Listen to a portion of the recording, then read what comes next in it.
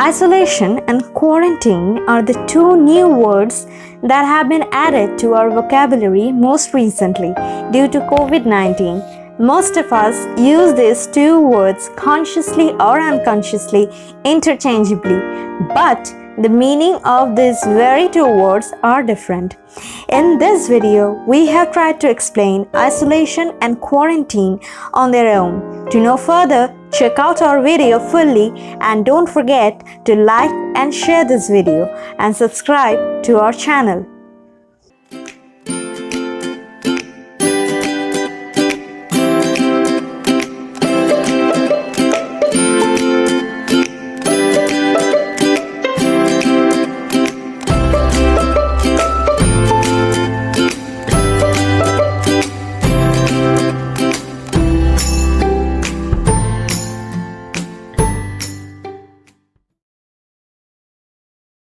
Isolation refers to separating sick people with contagious disease from those who are not sick.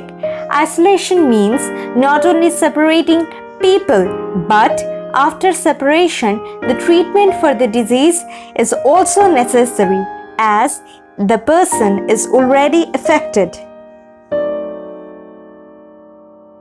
Quarantine aims to separate and restrict the movement of the people who have been exposed to contagious disease. What quarantine really means that the person in quarantine is not necessarily sick or affected with the disease, but he is susceptible to the disease as he has been in contact with the sick person. Isolation applies to anyone who is sick.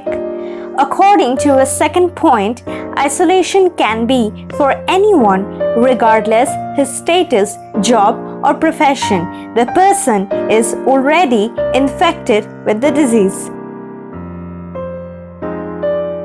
Quarantine generally applies to the people working in healthcare system and family members who are in contact with the sick person.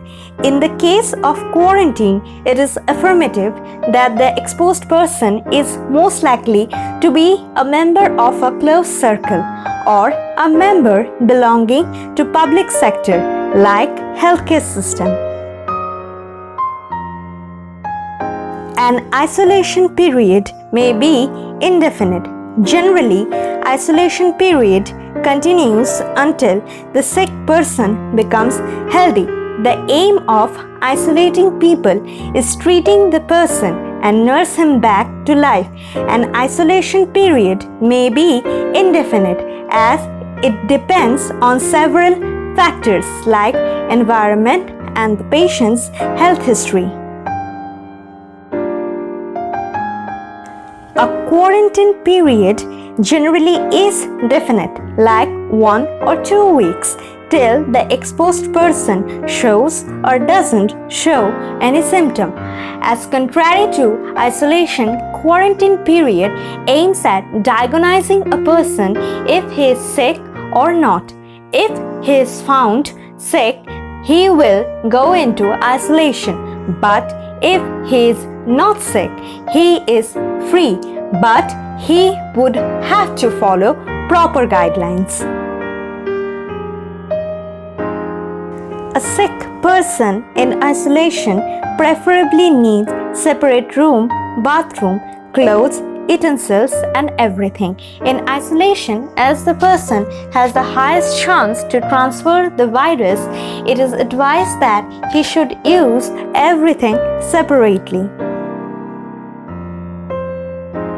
A quarantined person may not need a separate room. With prescribed hygiene, the person can continue to use his belongings. As a quarantined person may not be found infected with the disease, he can continue to use his things, but he must adhere to hygiene guidelines. If he is found sick, he should immediately seek for doctor's advice.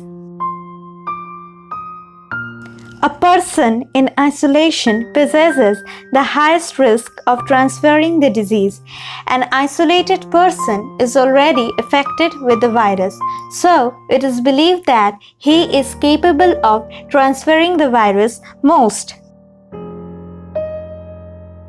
Quarantine is targeted at limiting the spread of communicable disease. It is not necessary a quarantined person has the highest potentiality to transfer the disease, but it is surely necessary that a quarantined person restricts his movements and maintains proper hygiene, as it is still unknown he is affected or not.